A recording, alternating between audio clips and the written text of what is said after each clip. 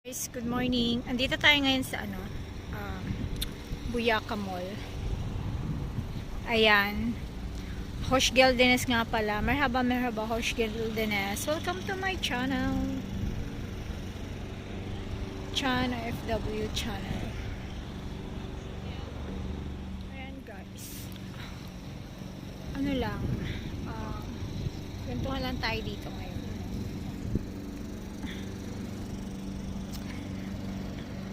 Ayan, ang ganda ng view. So, kahapon yung day off ko. So, magkukwentuhan lang tayo ngayon kasi ayan. Kumusta lang tayo guys? Ang ganda. Yan, yung mall na yan, lagi ako dyan lagi akong gumagala dyan, I mean, noon. Hindi pa ako nagsawa. Minsan kasi sa ating buhay-buhay, madali tayong magsawa eh. Shout out sa mga hindi nagsasawa dyan.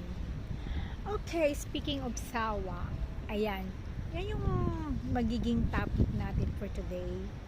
Na minsan, bakit kaya madali tayong magsawa?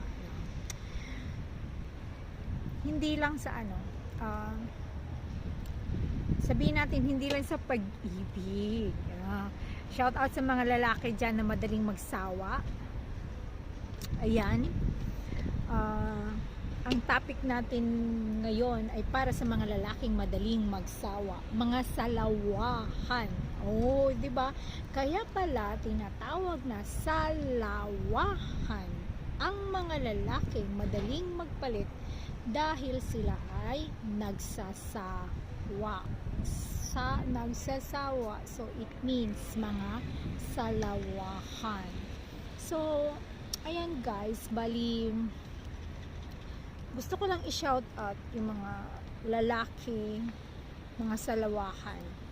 Ngayon, kung hindi ka salawahan, edi hindi to para sa'yo. Okay? Okay, para to sa mga taong salawahan. Kung salawahan ka, paki-comment naman dyan sa baba at sabihin mo, ako ang lalaking salawahan. Joke. Dahil may premyo kayong 1,000. Sino kaya no? Meron kayang taong ganun?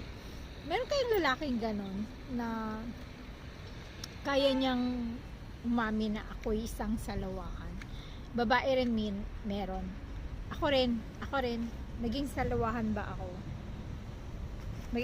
Siguro minsan sa buhay ko naranasan ko rin naging salawahan. Char.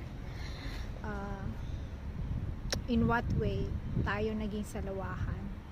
In what way ako naging salawahan? Sige nga, isipin ko nga. Hindi ko maisip guys kung bakit ako naging salawahan. Sa usapang salawahan to. Kasi hindi lang naman sa pag-ibig tayo pwedeng maging salawahan. Or sa pag-ibig lang tayo nagsasawa. Pwede rin sa work. Okay, sa work natin, ayun, nagsasawa din tayo sa work natin. Kasi nga, yun, parang, alam mo yung feeling na, alam mo yung feeling na nagsasawa. Yun talaga nagsasawa.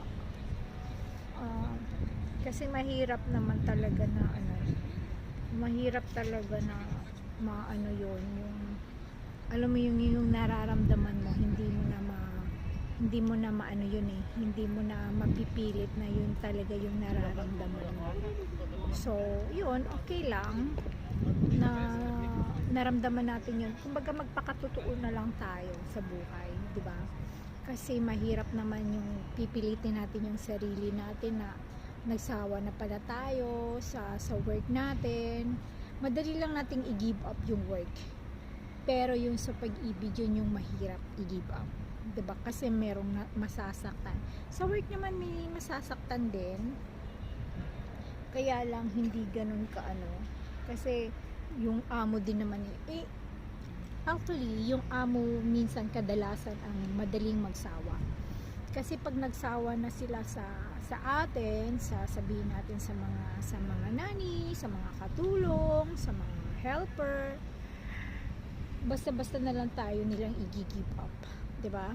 So, minsan hindi rin natin masisisi yung mga ano natin, yung mga kababayan natin na madaling magsawa sa amo. Kasi sa totoo lang, sorry makulit ako, magulo ako, ang dami-dami kong ginagawa habang nag-uusap, habang ano tayo. So, maganda ba yan, guys? Yan.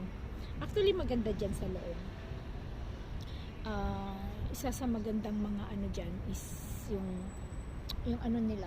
Tingnan mo kasi yung mall nila, guys, is parang barko yan. Shape niya is parang barko. So, maganda talaga siya kahit nandito sa labas. Tsaka meron siyang IKEA. Ayan. IKEA Mall. Ayan. Ayan. Ganda siya. Ayan yung bridge. This one. Bridge and then IKEA Mall. Nandito nga pala tayo sa Asia side. Sa Asia side ng ano. Sa Asia side tayo ng Turkey. So, meron siyang Asia side at saka Europe side ang Turkey. So, yun yung maganda dito sa Turkey, guys. So, yun, ano lang, yun, usapan salawakan. So, hindi lang tayo sa pag-ibig nagiging salawakan. Nagiging salawakan din tayo sa trabaho. Kasi salawakan is yung ano na nagsasawa. So, nagsasawa salawahan. So, kaya pala nagiging salawahan ang isang tao dahil siya ay nagsasawa na. Okay, I understand now. So, hindi natin masisisi kung may mga taong naging salawahan dahil nagsasawa na sila or nag-fade na yung feelings nila. Alam nyo guys, ang realization ko talaga is akala ko talaga noon hindi talaga nagsasawa ang feelings, ang love. Yan. Pero nagsasawa talaga pala. So nagfi-fade pala talaga ang feelings, ang love, yung ganun. So hindi mo masasabing kasalanan. Hindi kasalanan ang mag-fade. Kasi minsan kulang na rin sa, alam mo yun, kulang na rin sa siguro communication, kulang na rin sa care, kagaya ng mga amo. Minsan pag naramdaman natin na hindi na tayo love ng amo, kino-compare lang natin yung feelings natin at saka yung feelings natin sa love life at saka yung feelings natin sa mga amo natin. Okay? So kasi hindi lang naman, it's not all about love yung pagiging salawahan or yung nagsasawa. Kasi minsan ano din, yung mga amo din sa work, nag-aano din tayo, kumbaga nararanasan din natin na nagsasawa sila sa atin, nararanasan din natin na ano, kumbaga nawawala na sila sa atin, yung nafe-feel mo na hindi ka na mahalaga. Buti nga kasi minsan talaga yung amo, kasi na-experience ko yun sa amo ko nung pandemic time pa yun, di ba? Yung pandemic time talaga natin kasagsagan is 2 years, umabot talaga siya ng 2 years. So half year pa lang nun, kalahating year, 1 year pa lang nun after nung pandemic, nag-usap kami ng amo ko na sabi niya is hindi niya na daw ako i-renew. So nung time na sinabi niya yun sa akin, of course I was shocked kasi sabi ko, akala ko never na mangyayari yun na i-give up niya ako. Pero at that time, siguro meron siyang na-realize sa sarili niya na they don't need me anymore. At doon ko rin na-realize na anytime, kapag hindi na nila ako kailangan, anytime talaga kaya nila akong i-give up. Which is nakatulong yun sa akin kasi nag-iba yung plano ko rin sa buhay, nag-iba rin yung pananaw ko sa buhay. Kasi dati talagang dependent ako, parang ano talaga ako sa kanila na dito na ako sa Turkey, sa kanila as long as hindi nila ako i-give up, dito na talaga ako sa kanila. Pero nung time na yun na kinausap nila ako, hinanda ko na yung sarili ko. Sabi ko sa sarili ko, I need to prioritize myself also.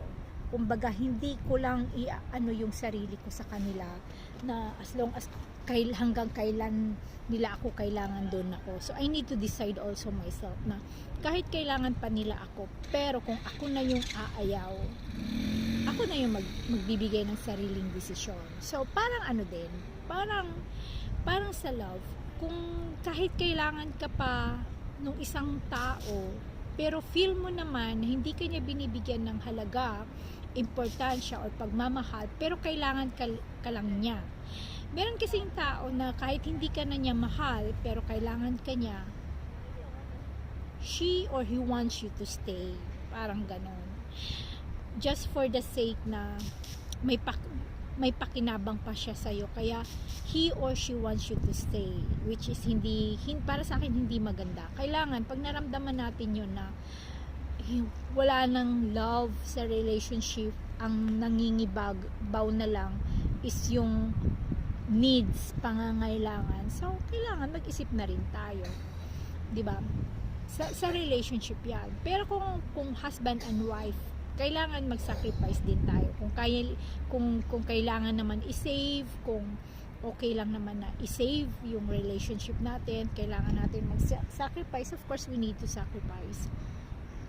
Pero hindi kailangan na for the rest of your life is magsasacrifice ka. Kailangan mo rin yung sarili mo na happy ka ba doon sa worth it ba yung mga sacrifice na ginagawa mo para sa taong mahal mo, or sa amo naman, worth it ba na magstay ka sa amo mo at yung ibibigay mo sa kanila yung serbisyo mo. So ayun,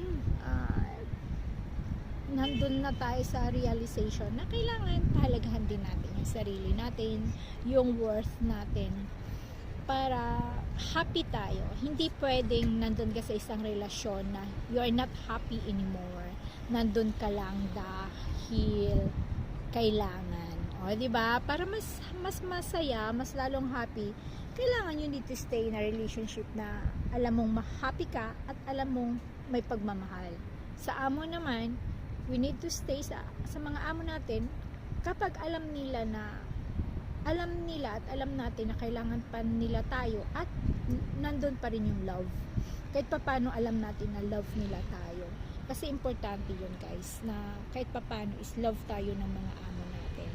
'Di ba? So, ayan guys, thank you. Maraming salamat po sa lahat. I hope nakashare tayo. Gusto ko lang dito sa kasi sa labas, ayan, sa Buyaka, maganda kasi ang view.